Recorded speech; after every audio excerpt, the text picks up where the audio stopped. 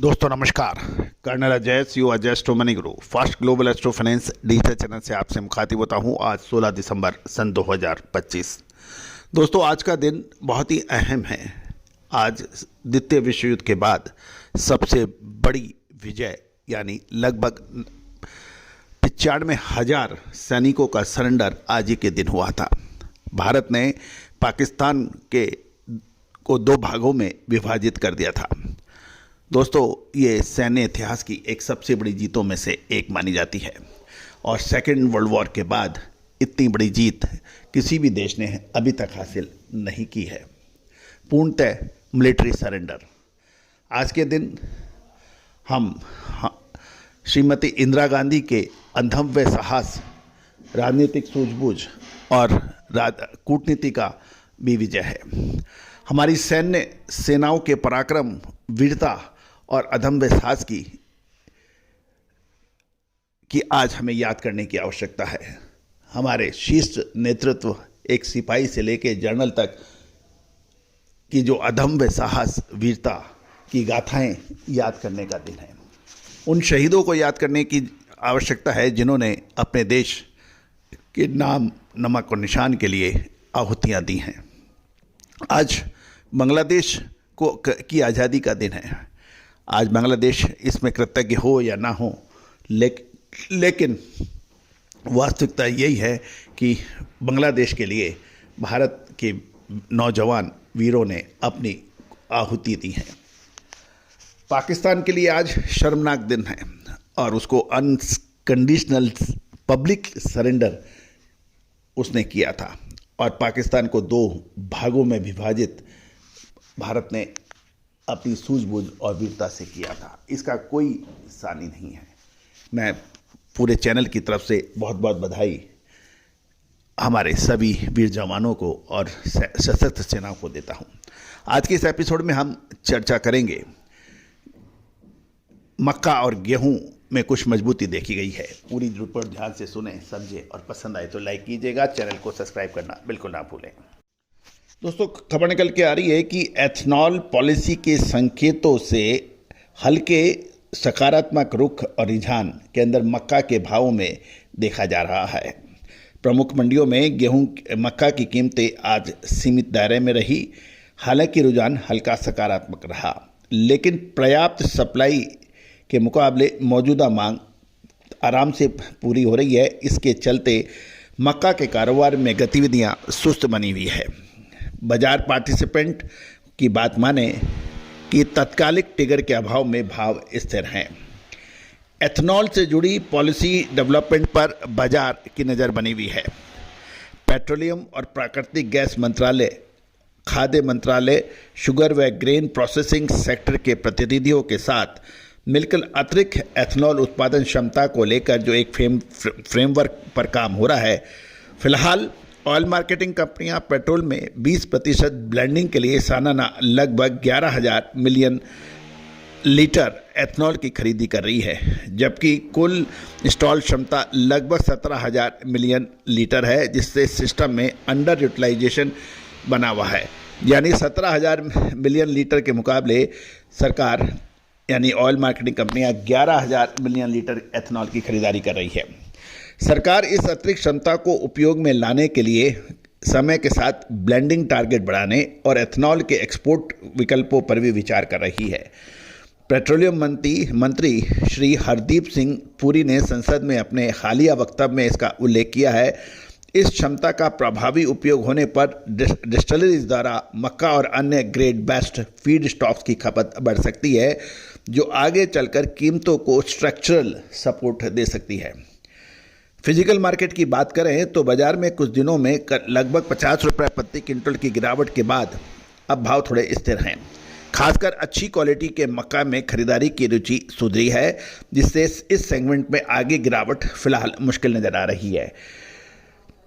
मुंबई में कुछ एक्सपोर्टर्स ने अपने ऑफर 20 से 30 रुपये घटाकर 1,900 से 2,000 रुपये प्रति क्विंटल के आसपास किए हैं, लेकिन गांधीधाम जैसे सेंटर्स में एक्सपोर्ट्स लिक्विड और इंटरस्टेट मांग लगातार बनी हुई है, जिससे कुछ मंडियों में भाव कुल मिलाकर स्थिर थे, जबकि सांगली में मक्का के भाव 25 रुपये प्रति क्विंटल बढ़कर 2125 रुपये प्रति क्विंटल हो गए हैं। आगे चलकर एवरेज क्वालिटी मक्का में हल्की नरमी देखने को मिल सकती है, लेकिन मौजूदा डिमांड सप्लाई में ये गिरावट 10 से 30 रुपये प्रति क्विंटल से ज़्यादा रहने की संभावना कम है, क्योंकि मक्का के दाम ऑलरेडी काफ़ी गिरावट में हैं।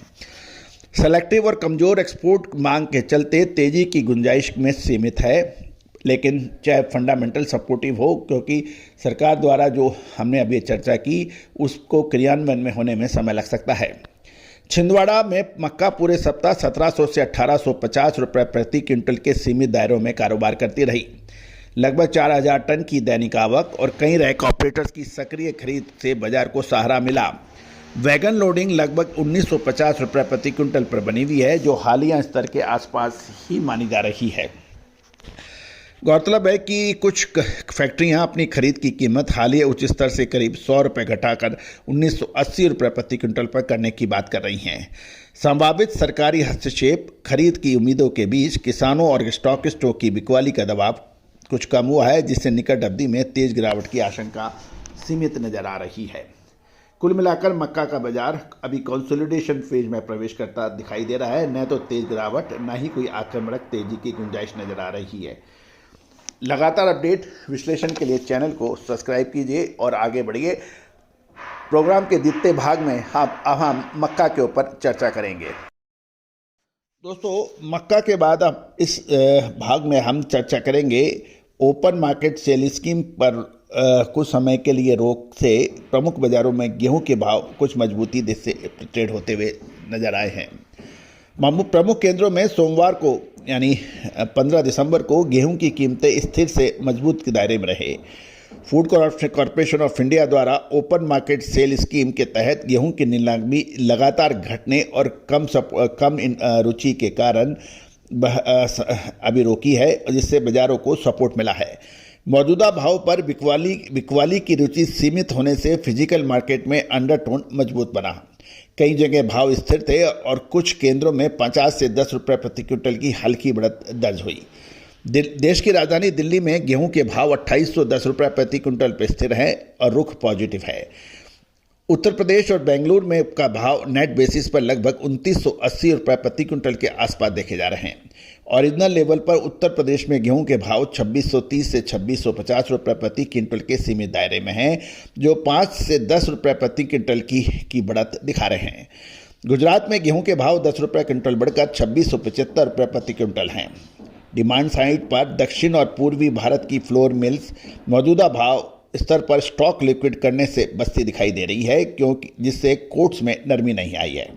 साउथ इंडिया यानी दक्षिण भारत की मिलों की खरीदारी गतिविधि के दौरान अपेक्षाकृत सुस्त है। इसके बावजूद ऑफर प्राइस में किसी प्रकार की कटौती नहीं देखी गई है।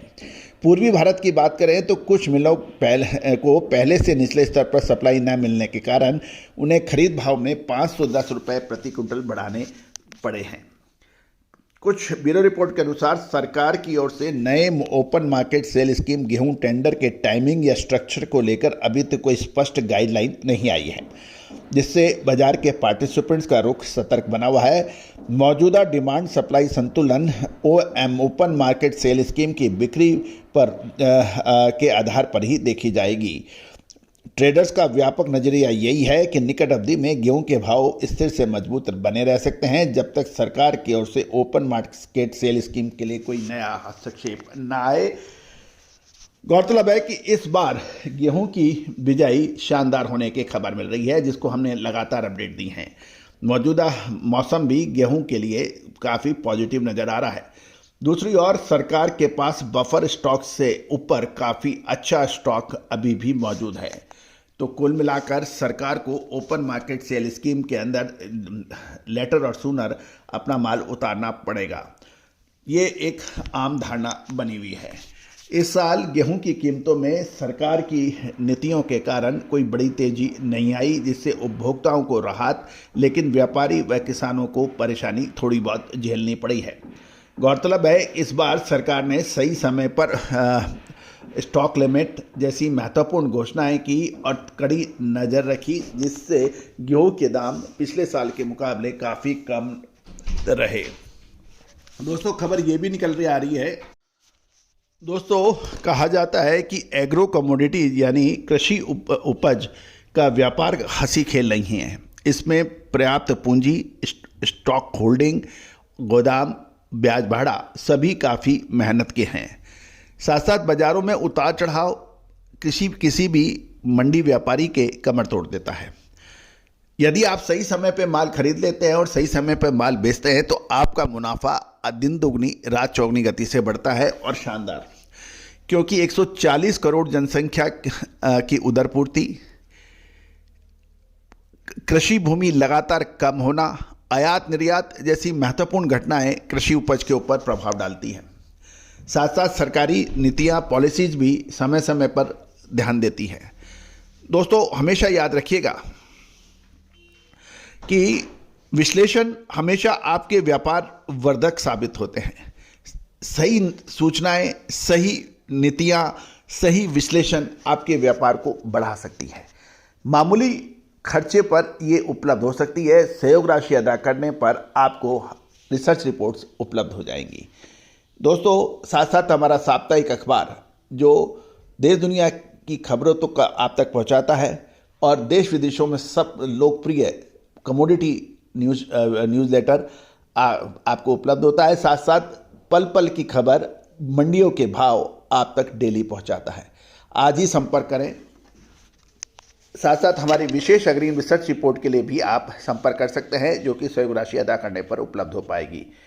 एक बार पुनः 16 दिसंबर आज ऐतिहासिक दिन, जिस दिन भारतीय सशस्त्र सेनाओं का लोहा पूरे विश्व में माना। पाकिस्तान को 2 भागों में विभाजित करने वाली भारतीय सशस्त्र सेनाओं के सेना नायकों को, वीर जवानों को, शहीदों को हम हृदय से नमन करते हैं आज और उनकी कुर्बानियों को याद करते हैं। साथ साथ भारत की राजनीति में कूटनीति के सदर श्रीमती इंदिरा गांधी को भी आज हम याद करते हैं। उस आयरन लेडी ने यह साबित किया कि भारत की महिलाएं न केवल विश्व में सर्वोत्तम हैं और वो लड़ाई, युद्ध जैसे कड़े निर्णय को लेने में सक्षम हैं और जीतने में भी सक्षम हैं। दोस्तों ऐसी दूसरी घटना इतिहास में नहीं देखी गई। All the very best, good luck, happy trading, happy Vijay दिवस।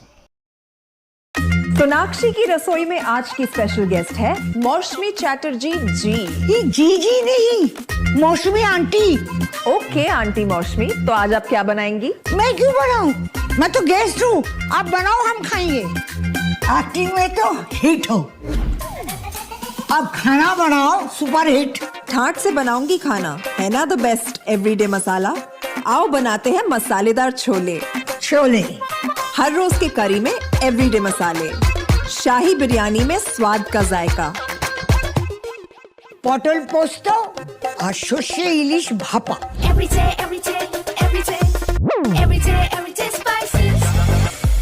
साफ मसाले, खुशबू और प्योर झांझ, टेस्ट से भर दे हर जुबान पे स्वाद। एवरीडे मसाले, देश का स्वाद।